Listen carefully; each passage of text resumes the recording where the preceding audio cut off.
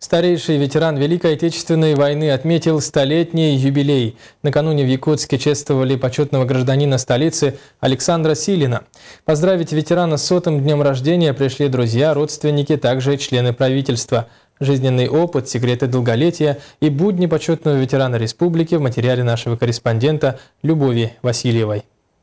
Александр Семенович продолжает получать по телефону поздравления от близких и родных людей.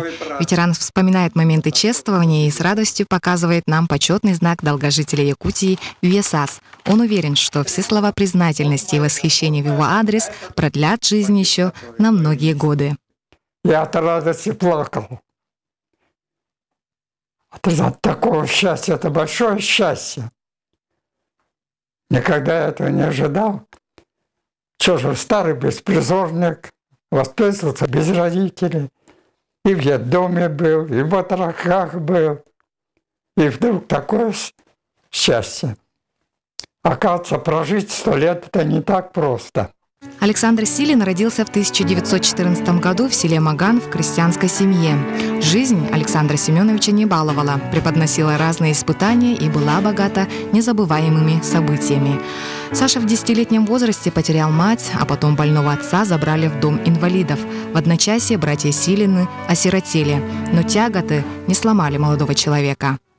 Я считаю, жизнь прожил очень прекрасно. Мне по жизни всегда встречались добрые люди. Благодаря добрых людей, благодаря своего характера, я вот дожил до этих пор. Я всю жизнь трудился и все добивался сам. Трудовую деятельность он начал в 1931 году в сельхозартели села Марха. Будучи трактористом, юный Александр мечтал получить образование. Он с родным братом прошел многочисленные конкурсы и поступил на финансовые курсы при Наркомфине ЯССР. После войны Александр Семенович продолжил работу в Министерстве финансов, а затем в аппарате Совета министров ЯССР. Он всегда отличался энергией и трудолюбием, воспитывал молодое поколение. Если поручишь, Александр Семенович, то знаешь, что вот он ночью ли, днем ли, он все равно это сделает.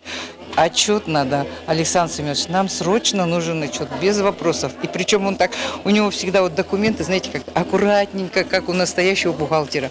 Вот бумажка к бумажке, план, там, отчет, какие-то мероприятия и так далее. И вот это он все соберет, все сделает.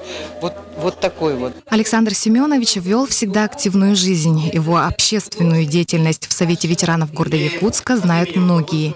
Дети и внуки гордятся достижениями своего отца и деда. Я всегда советовался с дедушкой и всегда полагался на те советы, которые он мне дает.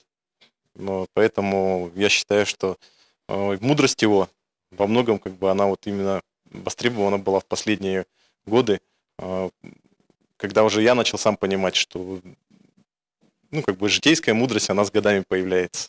То есть его советы более важные для меня, чем советы других людей, допустим, которые мои ровесники. Как признается юбиляр, секретов долголетия у него нет. Дедушка каждое утро делает зарядку, на завтрак кушает кашу, не пьет и не курит. Всем советует делать пешие прогулки.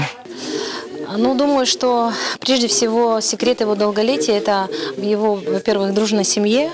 У нас очень хорошая дружная семья, хорошие корни. Мы стараемся наши традиции соблюдать.